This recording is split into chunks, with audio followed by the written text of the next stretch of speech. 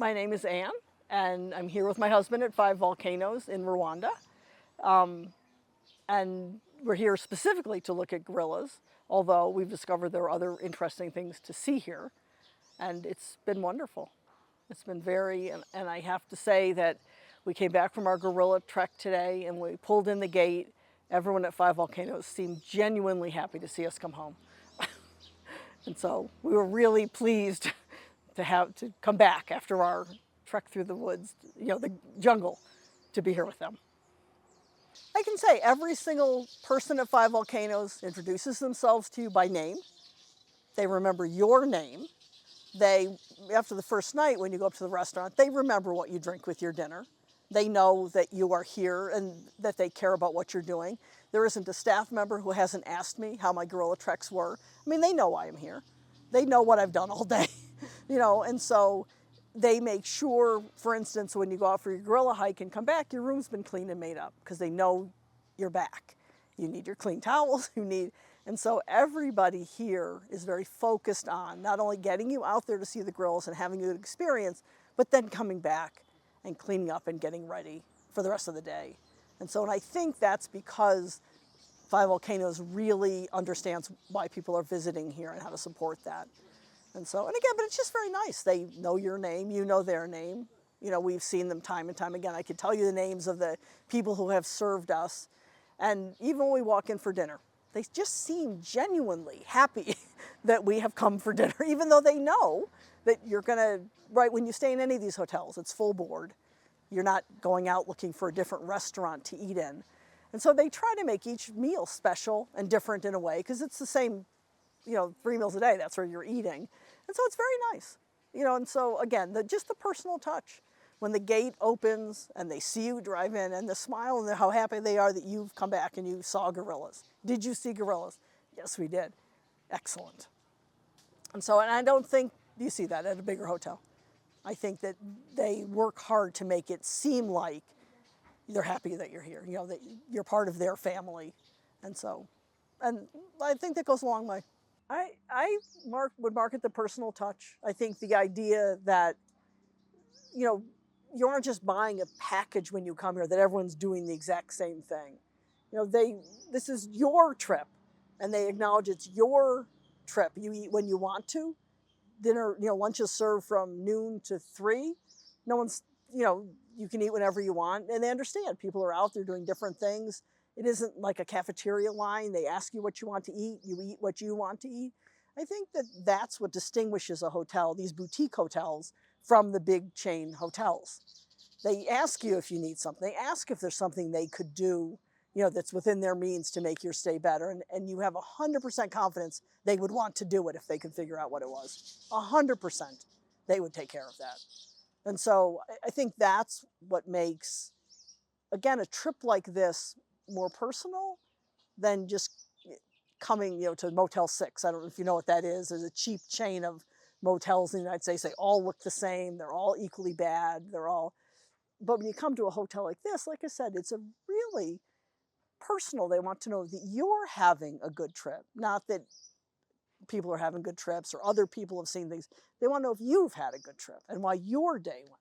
And so I think that for me, that's the niche that this sort of hotel fills. And so you feel, we've met people who are Rwandan. We've talked to people and heard about their life experience because it's a small place that allows that to happen.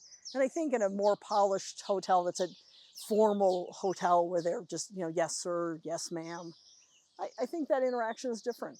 And this kind of hotel allows that and allows you to get to know, we met the daughter of the woman who sits behind the front desk, right? She has a life besides doing this, and we're interested in that. And you get closer to that sort of thing when you're in a hotel like this.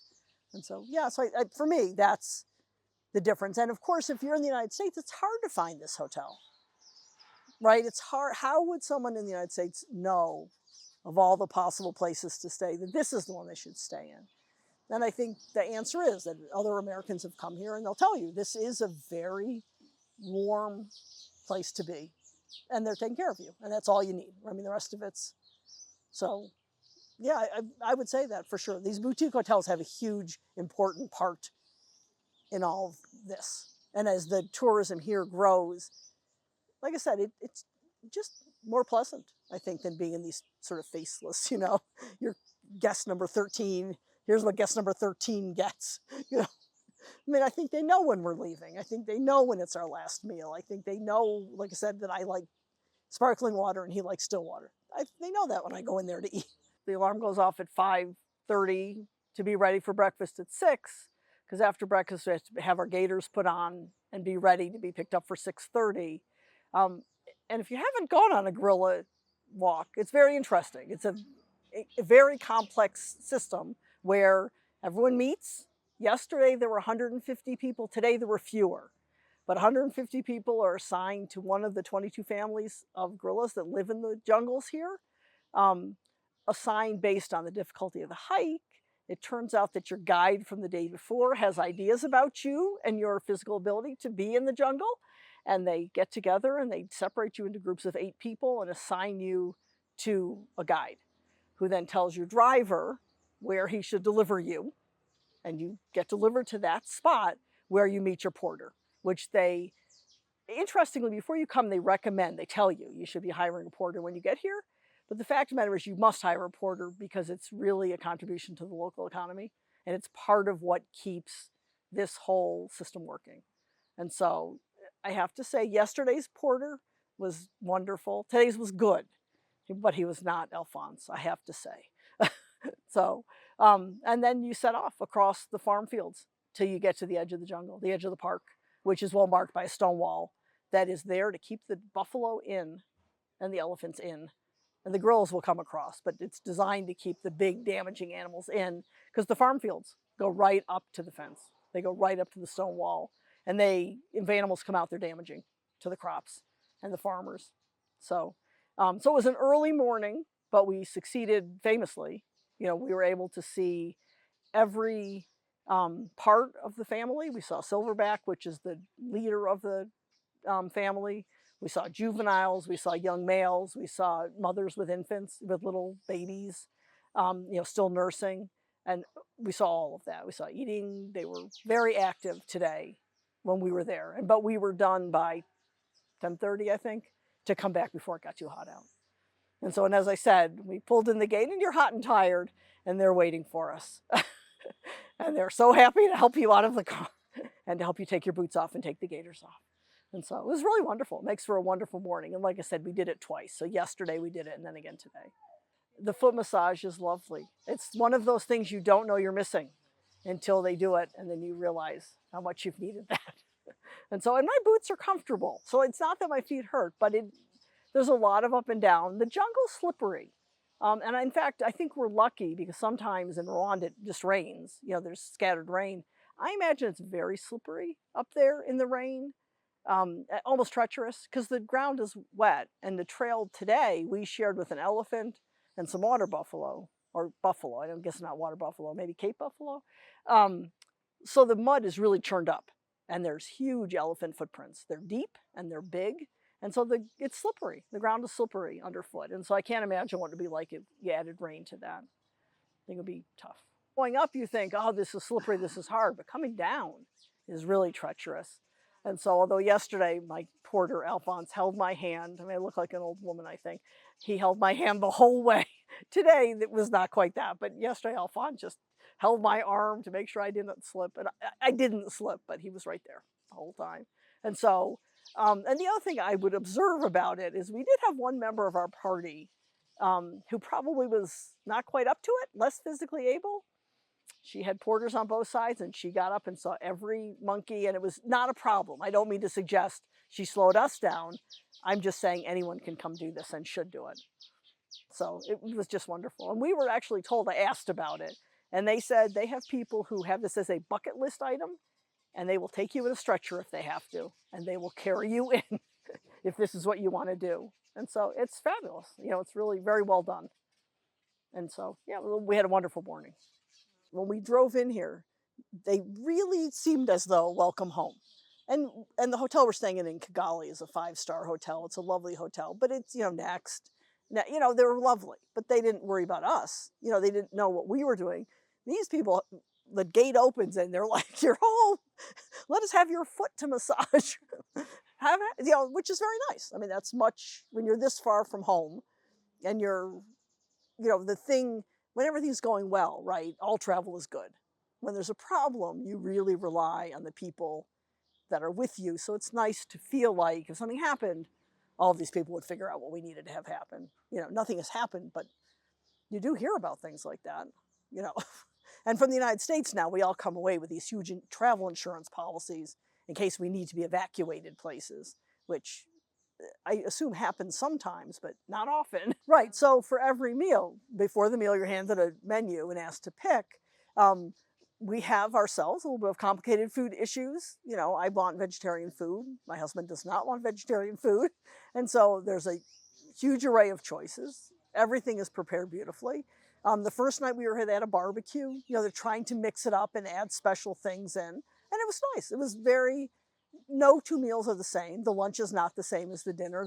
It's all fresh and every morning you come in and there's fresh fruit and there's juices and, a buffet of breakfast items, and you can serve yourself. So you can have as much or as little as you want in the morning, which is good for us. I don't like to eat in the morning. My husband likes to eat a lot in the morning, so it's perfect, right? We're able to just handle it. But like I said, there's nothing that's out there for you to eat that you can't eat safely, that you wouldn't eat.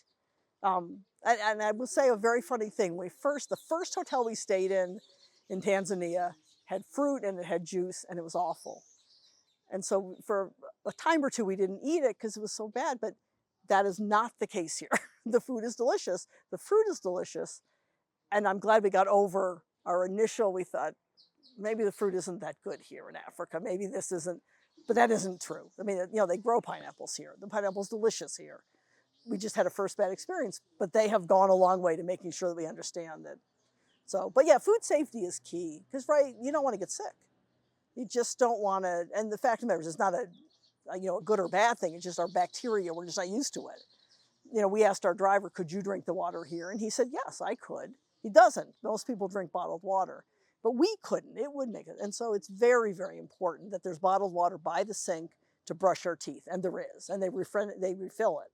And that there's plenty of bottled water to drink, and they refill it. And so no problems. We've had absolutely no problems. You really want to leave feeling like you did everything that you could have done in that place, because again, it's hard to decide to come back somewhere.